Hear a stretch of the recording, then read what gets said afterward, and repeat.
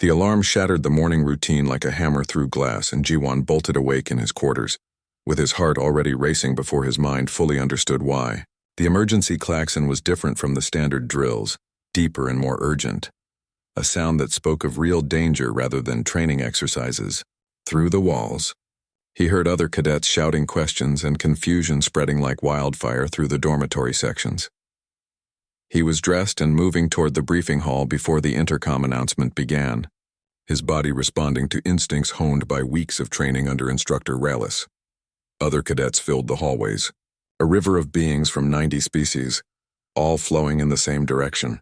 Keltar appeared beside him, the Drax moving with the same predatory grace that Jiwon had been teaching him to channel into combat effectiveness. They did not speak, but the companionship was there, built slowly over the past weeks through shared training sessions and mutual respect, earned one lesson at a time. The briefing hall was chaos when they arrived. Holographic displays covered every wall, showing star charts and tactical readouts and data streams that updated faster than Jiwon could follow. Instructor Rallis stood at the center podium with other senior officers, her face grim in a way that made Jiwon's stomach clench with dread. The noise of hundreds of cadets fell to silence as a figure appeared on the main display, a being with features that marked him as one of the Union's highest-ranking admirals. 3 hours ago, the admiral began without preamble. We lost contact with the colony on Theta Carinae 7. Initial telemetry suggested a communications failure. We dispatched a reconnaissance drone to investigate. What it found changes everything. The display shifted, showing footage from the drone's sensors. Jiwon leaned forward, his eyes trying to make sense of what he was seeing. Space was full of ships, but not Union vessels. These were different, angular, and aggressive, covered in armor plating that seemed designed to intimidate as much as protect. They moved through the system like a swarm of predators, and even through the cold video feed, Jiwon felt a primal recognition in his hindbrain that whispered danger. The drone moved closer to the colony world, and the image quality improved, showing details that made several cadets gasp in horror. The colony was burning. Structures that had housed 10,000 beings were now rubble and flame. But worse than the destruction was what Jiwon could see moving through the ruins, creatures that looked like they had crawled out of evolutionary nightmare. They were massive and covered in natural armor, with limbs that ended in claws designed for rending and tearing. They moved with horrifying speed and purpose, and when the drone's camera caught one looking directly at it, Jiwon saw intelligence in those eyes, cold and calculating and utterly merciless. "The Yoth," the admiral said, and his voice carried the weight of 3,000 years of history and 200 billion deaths. "They have returned." The briefing hall erupted in panic. Cadets cried out in fear, instructors shouted for calm, and the noise level became deafening. Jiwon sat frozen, watching as the creatures on the display destroyed what remained of the colony with brutal efficiency. The drone tried to retreat, but one of the Yoth ships targeted it with weapons that moved too fast to track. The feed went black. "Silence!" Rallis roared, her voice cutting through the chaos with the authority of someone who had commanded troops in actual combat. The room quieted, though Jiwon could still hear the sound of frightened breathing from every direction. "The situation is grave," Rallis continued. "Union Fleet Command is mobilizing every available ship. The Academy has been ordered to deploy all graduating cadets as emergency reinforcements. I will not lie to you. This is unprecedented and dangerous. You were meant to have 6 more months of training. That time is gone." Jiwon raised his hand and Rallis acknowledged him with a nod. "How many ships came through?" he asked.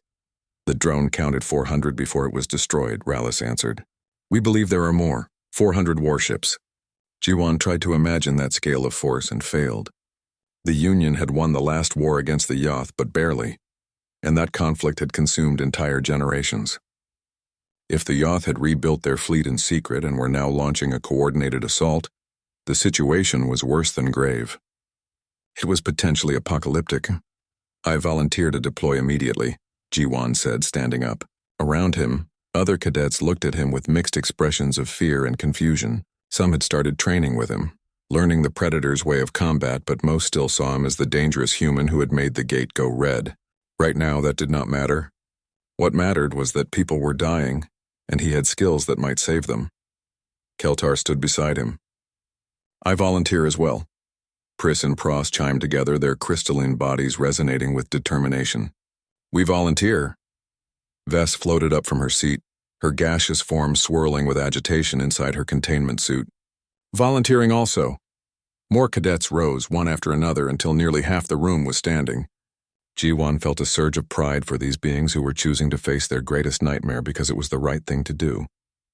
Relis looked at them all with an expression that held both sorrow and fierce approval. Your courage honors you, she said. Report to the deployment bay in 1 hour. Draw combat equipment and board your assigned vessels. May the stars guide you home. The briefing ended and cadets scattered to prepare. Ji-won made it 3 steps toward the exit before his communication implant activated with a priority signal. The encryption code was one he recognized instantly. Earth military highest security clearance. He ducked into an empty side corridor and accepted the call. His mother's face appeared on his personal display, and for a moment, Ji-won forgot he was a cadet and a soldier, and just felt relief at seeing her. Admiral Hannah Park looked older than he remembered, with new lines around her eyes that spoke of stress and sleepless nights. Behind her, he could see the bridge of a warship, busy with activity. Mom, he said, and hated how young his voice sounded. Ji-won. Her expression softened for just a moment before returning to military professionalism. I have been following your progress at the academy. The instructor's reports have been interesting reading. The gate incident, he said, feeling shame heat his face. Made you famous, she interrupted. Not just at the academy, but across Union space. Every species now knows that humans are predators, that we have the capacity for violence they can barely imagine. Some are terrified. Others are angry, but most are simply confused about what it means. She paused. I am calling to tell you that Earth is sending ships. The first human warfleet in 300 years is en route to Theta Carinae. We will arrive in 48 hours. Ji-won felt his chest tighten with emotion he could not name. Earth is joining the fight? We have to, Hannah said simply. The Union accepted us despite their fears. They gave us the stars when they could have left us isolated on Earth forever. Now they need us, and we will not abandon them. Besides, and here she smiled grimly, if the Yoth are truly back, this is everyone's fight, Earth included. What do you need me to do? Ji-won asked. Survive, Hannah said, and keep those alien cadets alive if you can. They are going to be scared, Ji-won. They are prey species facing their evolutionary nightmares, and their every instinct will be screaming at them to run. You need to show them that predators can be beaten, that courage matters, that fighting back is possible. Can you do that? Yes, Ji-won said without hesitation. Hannah nodded. Good. One more thing. I am sending someone to the academy, a specialist who fought in the Outer Colony Wars. She will arrive before your deployment and will help train any cadets willing to learn human combat doctrine. Her name is Minji Choi, and she has forgotten more about war than most beings will ever know. Listen to her. The connection started to break up as Hannah's ship moved out of comm range. Her last words came through fragmented. Love you, son. Come home safe. Love you too, Mom, Ji-won said to the empty channel. He made his way to the deployment bay where organized chaos reigned. Cadets were drawing weapons and armor, checking equipment and boarding small transport craft that would take them to the warships gathering in orbit. Ji-won collected his gear and found his assigned squad. Keltar, Pris, Pros, Vess, and 2 other cadets he had trained with over the past weeks. They looked at him with expressions that held fear but also determination. Stay together, Ji-won told them. Watch each other's backs. Remember what we practiced, and if we encounter the Yoth, Keltar asked quietly. Then we show them that prey species with predator training are more dangerous than they remember, Ji-won answered. A commotion at the bay entrance made everyone turn. A shuttle was docking, unscheduled, and broadcasting Earth military codes. The airlock opened and a woman stepped out, short and compact with muscle, her face marked by scars that told stories of battles survived. She wore Earth Defense Force armor and carried herself with the confidence of someone who had walked through hell and come out the other side. Which one of you is Cadet Ji-won Park? She called out, her voice carrying across the bay. Here, Ji-won answered, stepping forward. The woman looked him up and down, then smiled, and it was not a kind smile. It was the smile of a predator recognizing another predator. Master Sergeant Minji Choi, she said. The Battle of Theta Carinae began with silence, which was somehow worse than any sound could have been. Ji-won watched from the observation port of the Union cruiser as Yoth warships tore through the defensive drones like a predator through paper, their weapons moving with deadly precision that spoke of 300 years spent preparing for this moment. The automated defenses that had protected the galaxy for centuries lasted less than 10 minutes before being reduced to debris and expanding clouds of gas. "They are so fast," Vess whispered through her vocoder, her gaseous form swirling with agitation inside her containment suit. Around them, other cadets watched in growing horror as the Yoth demonstrated why they had nearly conquered the galaxy once before. These were not the mindless monsters from ancient recordings. These were evolved warriors, adapted and improved, and they moved through Union formations with terrifying efficiency. The Union fleet tried to respond with standard doctrine: maintain distance, coordinate drone swarms, overwhelm the enemy with numbers and firepower from safe range. It was logical and proven, and based on millions of years of prey species survival instinct. It was also completely ineffective. The Yoth had spent 3 centuries studying Union tactics, and they had learned. They closed distance impossibly fast, their ships accelerating in ways that should have torn them apart but somehow did not. They targeted the drone control vessels first, cutting the head from the snake, and without their automated support, the Union ships floundered. A Yoth boarding party hit the cruiser's hull with a sound like thunder, and alarms screamed throughout the ship. G1 felt the impact through his boots, and his training kicked in before conscious thought could interfere. "Seal the forward sections," he ordered his squad. Standard boarding defense established choke points and fall back to— "No," Keltar interrupted, and there was something fierce in his voice that G1 had never heard before. "That is prey thinking. We do not fall back. We hunt them on our ship. You taught us this." G1 looked at the Drax and saw not the arrogant cadet who had mocked him months ago, but a warrior who had learned to think like a predator. Around them, Pris and Pross chimed in agreement, their crystalline bodies glowing with determination. Other cadets were nodding, faces set with resolve despite the fear in their eyes. "Minji's way," Vess said simply. "Minji's way," G1 agreed, and felt pride surge through him. They had learned. They had adapted. Now it was time to show the Yoth what happened when prey species learned to hunt back. The Yoth breached through the hull 20 meters from their position, and G1 got his first real look at the enemy that haunted galactic nightmares. They were massive, easily twice his height, covered in armor plates that looked organic and technological at the same time. Their limbs ended in claws that could tear through steel, and their eyes held intelligence that was somehow more terrifying than pure animal rage. They moved into the corridor expecting scattered resistance and easy prey. They got G1 instead. He did not hesitate, did not wait for optimal conditions, did not calculate probability of success. He simply moved forward with his squad behind him, closing the distance that every Union doctrine said to maintain, getting inside the reach of those terrible claws where human close-quarters training could turn size into a disadvantage. His blade found the joint between armor plates that Minji had made them memorize, and the first Yoth went down with a roar of surprise. Keltar was beside him, using the Drax speed and agility in ways his species had never considered, striking at weak points rather than engaging in the ritualized combat of his culture. Pris and Pross moved as a unit, their crystalline bodies refracting energy weapon fire back at the Yoth, while their smaller size let them slip through defenses. Vess used her gaseous form to blind and confuse, flowing through the Yoth formation like poison smoke.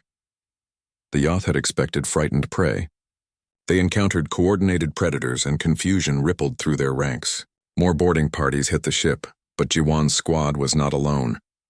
Throughout the cruiser, cadets who had trained under Minji's brutal lessons were applying human combat doctrine. They did not fall back.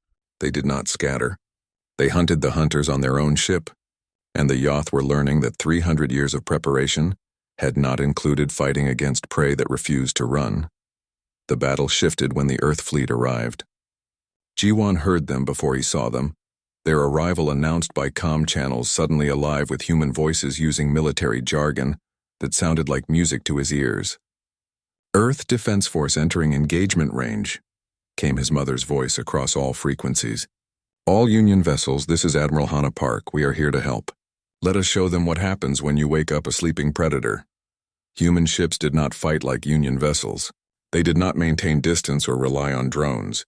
They closed to point-blank range, their hulls actually scraping against Yoth warships as they deployed boarding parties directly into enemy vessels. It was insane by Union standards, but it worked, because humans understood something the prey species had never fully grasped. Sometimes the only way to beat a predator was to be a bigger, meaner predator. G1's squad fought through 3 more boarding parties before the tide finally turned. The last Yoth warrior they faced was different from the others, larger and covered in decorations that suggested rank or honor. It stood in the corridor blocking their path to the ship's command center, and when it spoke, the translator converted its growling language into words. "You are not prey," it said, studying them with eyes that held grudging respect. "You fight like Yoth, what are you?" "Prey that learned to hunt," G1 answered, and he did not lower his weapon. The Yoth warrior made a sound that might have been laughter. "Interesting. 300 years we prepared to face the old prey species. We did not prepare for new ones." It raised its claws in a gesture that looked like surrender. "This battle is yours, but the war continues. We will adapt again." "So will we," Keltar said, stepping forward beside G1. "And next time, we will be ready." The Yoth warrior nodded once, then collapsed as stun weapons from Union security finally caught up with the fight. G1 let his weapon lower and realized he was shaking, adrenaline finally catching up with action. Around him, his squad looked battered and exhausted but alive, all of them alive, and that felt like the greatest victory possible. The Battle of Theta Carinae ended 8 hours after it began. The Yoth withdrew back through their spatial rift, their fleet reduced by 40% and their confidence in an easy victory shattered. Union losses were heavy, dozens of ships destroyed and thousands of beings dead, but it could have been so much worse. It should have been worse. That it was not came down to one simple fact. Humans had taught prey species how to fight like predators, and that made all the difference. 3 days later, G1 stood in the Academy briefing hall with his squad, exhausted and still processing everything they had survived. Instructor Rallis stood before them with other Academy officials and representatives from the Union Council. The room was filled with cadets and instructors, but this time, when they looked at G1, the fear was gone, replaced by something that looked like respect. "The council has reached a decision," a council member said, a Velen elder whose crystalline body showed the clouding of age. "Humanity has proven itself in battle. You are granted full military status within the Galactic Union, effective immediately. Your tactics, your training methods, your way of war will be integrated into Union defense doctrine. We need humans on the front lines. We need human instructors training our soldiers. We need your perspective to balance our own." "We were wrong about your species," another council member added, a Drax with scales that bore the scars of the old Yoth wars. "We saw the gate go red and thought it meant you were monsters. We understand now that it meant you were survivors, warriors, beings who refuse to surrender even when every logical calculation says you should. That is not monstrosity. That is courage." Rallis stepped forward and looked directly at G1. "You were the first human to attend this academy. You will not be the last. Applications from Earth have already begun arriving. Hundreds of them. The Union wants human cadets, human officers, human warriors integrated into every level of our military. Will you help us train them?" G1 glanced at his squad, at Keltar, who had become more than a roommate, at Pris and Pros and Vess, who had trusted a predator species enough to learn their ways. He thought about the Yoth warrior's words about adaptation and the ongoing war. He thought about his mother commanding Earth's warships and Minji teaching aliens how to hunt. He thought about the gate going red and all the fear and prejudice that had followed, and how they had overcome it together. "Yes," he said, "we will help." Keltar stepped forward and placed a clawed hand on G1's shoulder. "We were afraid of humans because we did not understand you. We thought predators could only destroy. You showed us that predators can also protect. You taught us that evolution does not determine destiny. We chose to be afraid before. Now we choose to be allies. Friends," G1 corrected gently. "Friends," Keltar agreed, and his voice held warmth that transcended species differences. The transport vessel hummed as it docked with Station Kepler 7, and G1 Park felt his stomach twist with nerves that had nothing to do with the artificial gravity shift. Through the small window, he could see the massive structure of the Galactic Defense Academy, spreading across the viewport like a silver spiderweb against the stars. It was beautiful and terrifying at the same time. He was the first human to ever set foot in this place, and he knew that meant every eye would be on him from the moment he stepped off this ship. The docking clamps locked into place with a metallic thunk, and the airlock door slid open with a soft hiss. Jiwan grabbed his single bag and walked down the ramp into a corridor filled with beings that looked nothing like him. A group of small crystalline creatures stood near the entrance, their bodies catching the light and throwing rainbow patterns across the walls. They were Velen, he remembered from his briefing materials, standing barely 3 feet tall with bodies that looked like living glass. They turned to look at him as he passed, and he heard the soft chiming sounds they made when they talked to each other. He did not need a translator to know they were talking about him. Further down the corridor, a gaseous being floated inside a containment suit that glowed with a soft blue light. That would be a Quarren, he thought, trying to remember everything he had studied about the different species he would meet here. The being's eyes, if they could be called eyes, watched him as he walked past. Jiwan tried to smile but felt awkward doing it. Did these beings even understand human expressions? He had no idea. A tall reptilian creature with scales that shimmered green and gold stepped directly into his path. The being was elegant and moved with a grace that made Jiwan feel clumsy just watching. A Drax, definitely a Drax. The creature looked him up and down with large amber eyes that held something Jiwan recognized even across species lines. Contempt. "You are the human," the Drax said, and the translator implant in Jiwan's ear converted the hissing clicks into perfect English. "I am Keltar. It appears we are assigned to share living quarters." The way Keltar said it made it clear this was not welcome news. "Nice to meet you," Jiwan said, extending his hand before remembering that handshakes were a human thing. He dropped his hand awkwardly. "I am Jiwan Park." Keltar made a sound that the translator did not bother to convert, which probably meant it was not polite, and walked away with his tail swishing behind him. Jiwan sighed and followed the directions on his datapad toward the dormitory section. Other cadets watched him as he walked through the halls. Some looked curious, others looked amused, and a few looked actively hostile. He heard whispers following him like a shadow. "That is the human? Earth sent a soldier? I heard they barely survived when the Yoth Raiders attacked their colonies. Primitives playing at war." Jiwan kept his head up and his face neutral, the way his mother had taught him. Admiral Hana Park had given him one piece of advice before he left Earth. Let your actions speak louder than their words. He intended to do exactly that, even though doubt gnawed at him with every step. The dormitory pod was small and efficient, designed for function rather than comfort. There were 2 sleeping platforms, 2 storage units, and 1 shared workspace with a holographic display. Keltar had already claimed the better sleeping platform, the one near the environmental controls, and his belongings were spread across most of the available space. Jiwan said nothing and simply put his bag in the remaining locker. The first day was a blur of orientations and briefings.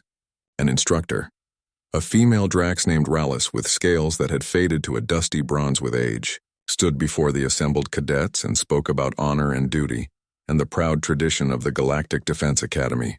Her words were noble, but her eyes lingered on Jiwan with an expression he could not quite read. When she said that all species were equal here, her tone suggested she did not believe her own words. The mess hall was worse. Jiwan sat alone at a table while groups of alien cadets clustered together, their conversations stopping whenever he came near. He ate food that had been specially prepared for human biology, bland protein paste that tasted like nothing, and tried to ignore the stares. Across the room, Keltar sat with other Drax cadets, and Jiwan heard laughter that seemed directed his way. The day finally ended with mandatory security processing. All new cadets had to pass through the threat assessment gate, a massive archway that glowed with soft blue light at the entrance to the Academy's main campus. An instructor explained that the gate would scan their genetic code, analyze their species' evolutionary history, and assess their potential threat level. It was standard procedure, nothing to worry about, just a formality. One by one, cadets walked through the gate. Each time, the arch glowed green and emitted a soft, pleasant chime. A Velen cadet went through. Green light, soft chime. A Quarren floated through. Green light, soft chime. 3 Drax cadets strutted through together. Green light, green light, green light, 3 chimes like bells. Keltar walked through and turned back to smirk at Jiwan. "Your turn, human." "Try not to break it," other cadets chuckled. Jiwan took a deep breath and walked toward the gate. He heard someone mutter something about Earth's harmless mascot, and more laughter followed. He stepped into the archway, feeling a strange tingling sensation wash over his body as the scanners did their work. Then the world exploded into chaos. The gate blazed crimson, so bright that Jiwon had to shield his eyes. Sirens wailed from every direction, a harsh klaxon that made his ears ring. Panels in the ceiling snapped open and automated weapons dropped down, all of them pointing at him. Security drones swarmed from hidden alcoves, surrounding him in a circle of hovering metal and glowing red targeting lasers. Blast doors slammed shut across every exit. A voice boomed from the speakers, loud enough to shake the floor, cold and mechanical and absolutely certain. Priority threat level, catastrophic. Species origin. Earth genetic memory indicates apex predator classification, caution. Extreme violence potential. Initiating containment protocol. Jiwon stood frozen in the center of the red light. His hands raised, his heart pounding so hard he thought it might burst from his chest. Every alien in the room had backed away from him, pressing against the walls, their faces showing the universal expression of fear. Even Keltar, who had been laughing moments before, now looked at him with wide eyes and bared teeth. Armed guards in heavy combat armor rushed into the room, their weapons trained on Jiwon from every angle. No one was laughing now. The gate continued to pulse with angry red light, and the automated voice repeated its warning over and over. Priority threat. Extreme violence potential. Apex predator.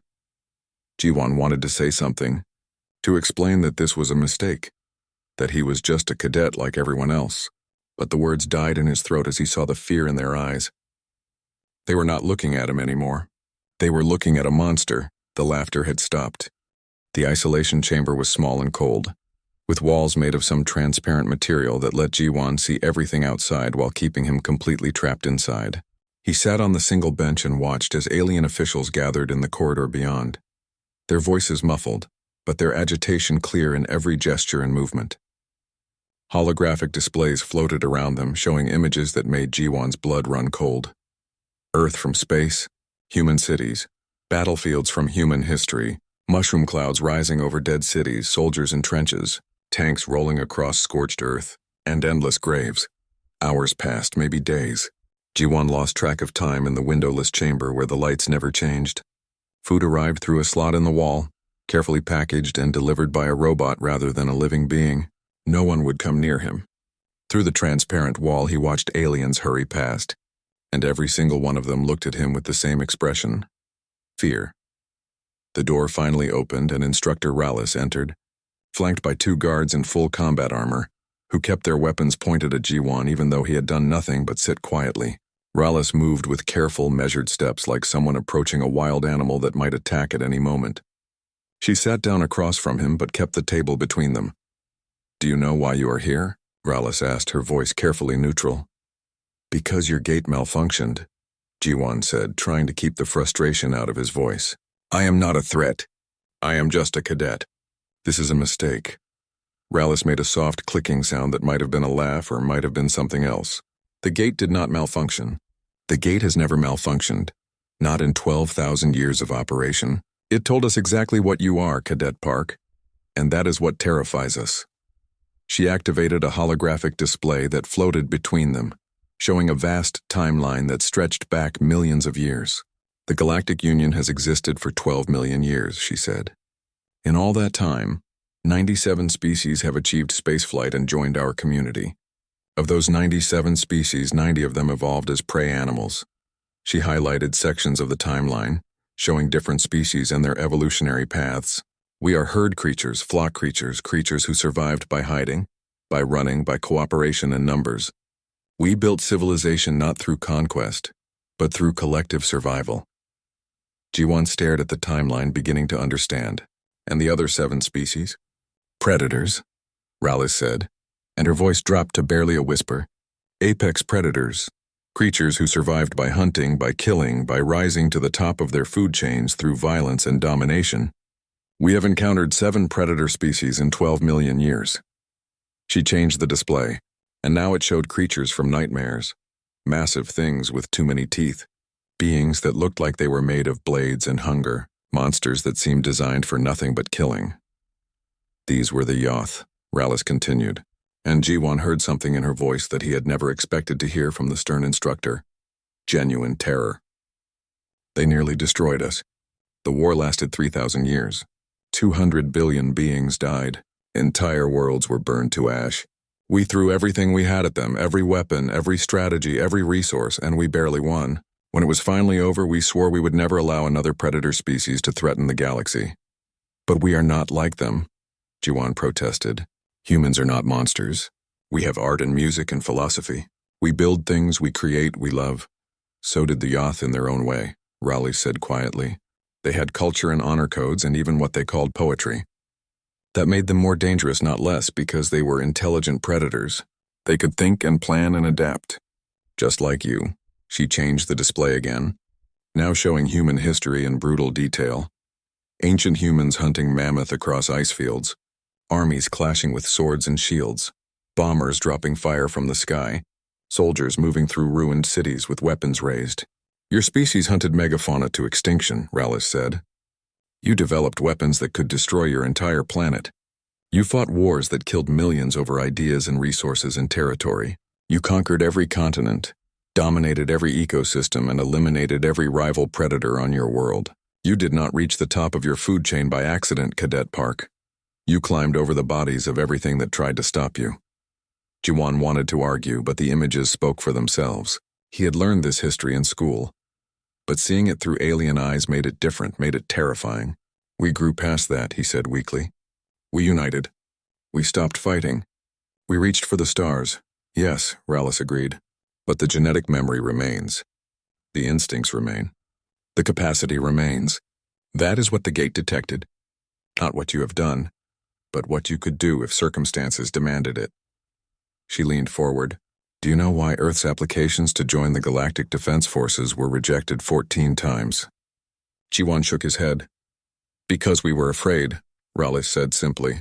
Afraid of what would happen if we taught humans how to fight not just on one world, but across the galaxy.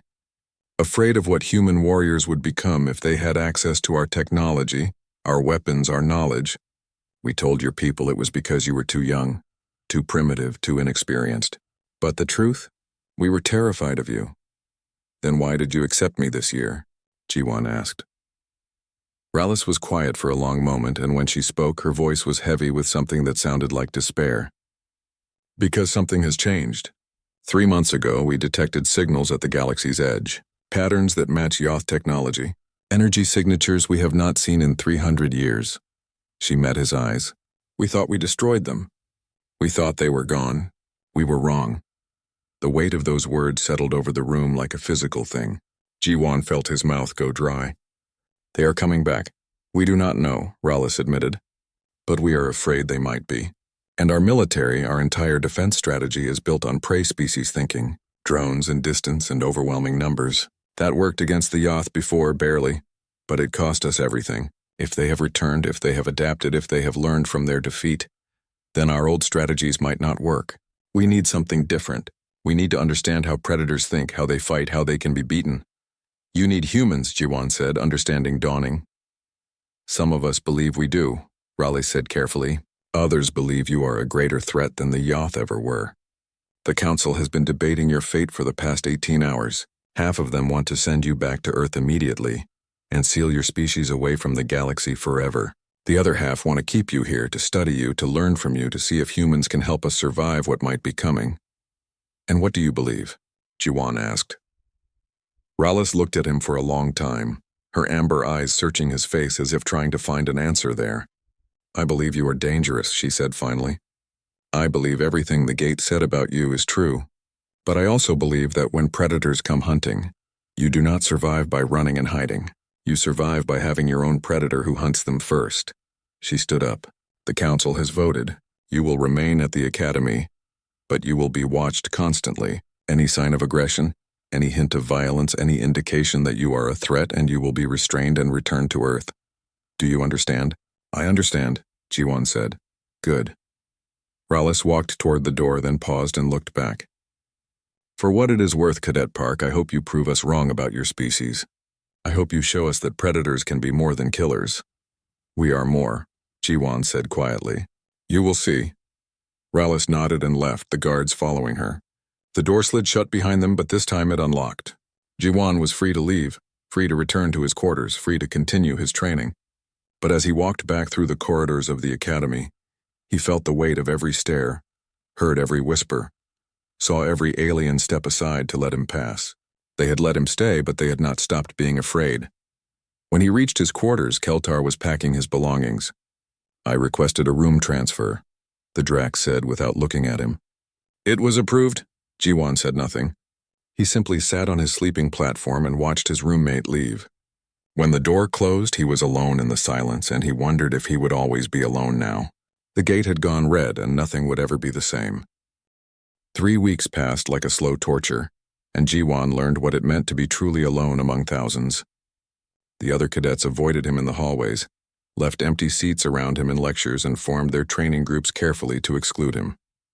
Even in the simulation chambers where teamwork was mandatory, his assigned partners kept their distance, communicating only what was absolutely necessary and never meeting his eyes. Keltar had moved out on the first day and now lived 3 corridors away, and when they passed each other, the Dracs looked through him as if he did not exist. The training itself was harder than anything Jiwan had experienced on Earth. The Galactic Defense Academy had refined its methods over thousands of years, but every single technique was built on prey species thinking. Evasion drills taught cadets to scatter and regroup. Tactical simulations emphasized long-range engagement and drone coordination. Combat exercises focused on defensive positions and overwhelming firepower from a distance. It was efficient and logical, and based on millions of years of evolutionary survival strategy. But every instinct in Jiwan's body screamed that it was wrong. When the instructors taught flanking maneuvers, Jiwan wanted to press forward. When they emphasized holding position, Jiwan wanted to advance. When they stressed the importance of maintaining distance from the enemy, every fiber of his being wanted to close the gap and engage directly. He forced himself to follow their methods, to think like they thought, to fight like they fought, but it felt like trying to write with his left hand when he was right-handed. Possible but unnatural and frustrating. Instructor Rallis watched him constantly. She was always there, observing from the corner of the training room, reviewing his simulation results, monitoring his every action. He knew she was waiting for him to snap, to show the violence that the gate had detected, to prove that humans were too dangerous to be trusted. He was determined not to give her that satisfaction, even though the isolation was wearing on him more than he wanted to admit. The breakthrough came during a routine training exercise on a cold morning when the station's artificial sun was still dim. Jiwan was assigned to a squad for a hostage rescue simulation, the first time he had been placed with other cadets for anything more complex than basic drills. His squad consisted of Keltar, 2 Velen twins named Pris and Pros, and a Quarren named Vess who communicated through a vocoder in her containment suit. None of them were happy about the assignment. "Stay out of the way, human," Keltar said as they reviewed the mission parameters. "Follow our lead and do not interfere with actual soldiers." Jiwan bit back a response and studied the simulation instead. The scenario was straightforward. Pirates had taken control of a civilian transport ship and were holding 20 passengers hostage. Standard protocol required the squad to establish communication, deploy reconnaissance drones, assess the situation, and coordinate a rescue using remote-operated robots to minimize risk to both hostages and rescuers. It was a textbook exercise that emphasized the prey species approach. Gather information, maintain distance, use technology to avoid direct confrontation. The simulation began and the squad deployed their drones. The pirate ship appeared on their displays, a small cargo vessel with minimal shielding and standard hull plating. The pirates were represented by red markers on the tactical map, 20 of them scattered throughout the ship, with the hostages clustered in the cargo bay showing as green markers. Keltar opened a communication channel and began negotiations according to protocol. Then the simulation threw them a curveball. One of the green markers turned gray, hostage deceased. A timer appeared on all their displays, 59 seconds until the next execution. The squad froze. Pris and Pros began running probability calculations, their crystalline bodies flickering with light as they processed thousands of scenarios. Keltar's claws flexed on his controls as he tried to adjust the negotiation parameters. Vess floated in her containment suit, her gaseous form swirling with agitation as she searched the protocols for guidance. The timer counted down, 45 seconds. We need to call an instructor, Keltar finally said. This is outside standard parameters. No time, Pris chimed. Calculate probability of drone success. 15%, Pros answered immediately. Enemy will execute additional hostages before drones reach cargo bay. Recommend retreat and await reinforcements, Vess said through her vocoder. 30 seconds. Another green marker turned gray. 2 hostages dead, Jiwan made a decision. His hands moved across his controls, overriding the squad communication link and switching to manual operation. He took direct control of his combat frame, disabled its connection to the command network, and went completely silent on all channels. What is he doing? Keltar demanded. Jiwan did not answer. He launched his combat frame toward the pirate ship, approaching from an angle that the reconnaissance drones had not covered. While the rest of his squad watched in confusion and growing alarm, he used the ship's blind spots to attach directly to the hull. The simulation's safety protocols required a blade for close combat, rather than ranged weapons near hostages. So Jiwan drew the practice blade from his frame storage and cut through the hull plating. The pirate's robotic guards detected him immediately. 3 units converged on his position, armed with stun weapons and programmed with standard defense patterns. In a normal scenario, a single cadet facing 3 armed opponents would retreat and call for support. Instead, Jiwan moved forward. The first guard raised its weapon and Jiwan was already inside its reach, his blade finding the joint between its arm and body. The arm fell away and Jiwan used the guard's body as a shield against the second guard's stun blast. He kicked the first guard into the second, tangling them together, and rolled past them toward the third. The blade found its target with brutal efficiency, and the third guard collapsed with sparking wounds. Jiwan moved deeper into the ship, following the mental map he had built from the drone reconnaissance. The pirates had positioned their guards in defensive clusters, expecting an assault from the main airlock. They were not prepared for someone coming through the hull, moving through maintenance corridors, getting behind their lines. Jiwan used every tactic his mother had taught him from her days in the Outer Colony Wars. Speed over caution, aggression over patience, close quarters efficiency over range safety. He found the cargo bay and counted 6 guards between him and the hostages. The timer showed 12 seconds. Jiwan did not hesitate. He moved through the guards like water flowing around stones, his blade precise and economical. Each strike disabled rather than destroyed, fast enough that the remaining guards could not coordinate a response. When the last guard fell, Jiwan was already at the hostage cluster, cutting their restraints and directing them toward the escape pods. The simulation ended. Mission time, 4 minutes 17 seconds. Hostages saved, 18 out of 20. Hostile units neutralized, 20 out of 20. Casualties among rescue team, 0. Jiwan removed his control helmet and found his entire squad staring at him. Their expressions ranged from shock to horror to something that might have been awe. The simulation replay appeared on the main display, showing his approach from multiple angles. The violence of his assault was stark and undeniable, but so was its efficiency. Where the standard approach would have taken 30 minutes and likely resulted in more hostage deaths, Jiwan had ended the situation in less than 5. Instructor Rallis entered the training room and her face was unreadable. She called up his performance statistics and studied them in silence. The other instructors crowded around the displays, whispering to each other in languages the translator did not bother to convert. Cadet Park, Rallis finally said, her voice carrying across the silent room. Explain your actions. They were killing hostages, Jiwan said simply. Every second we waited, more people died. The standard approach was too slow. They needed someone to go in and stop it. You violated protocol, Rallis said. You ignored your chain of command. You broke communication discipline. You engaged in direct combat when doctrine requires maintaining distance. Yes, Jiwan agreed. He saw no point in denying it. Rallis looked at him for a long moment, then gestured at the replay. That, she said quietly, is why the gate went red. She turned to address the entire room. This is what we have been afraid of. This is what predator species combat looks like. No hesitation. No retreat. No waiting for perfect information or optimal conditions. See a threat, eliminate the threat, move to the next objective.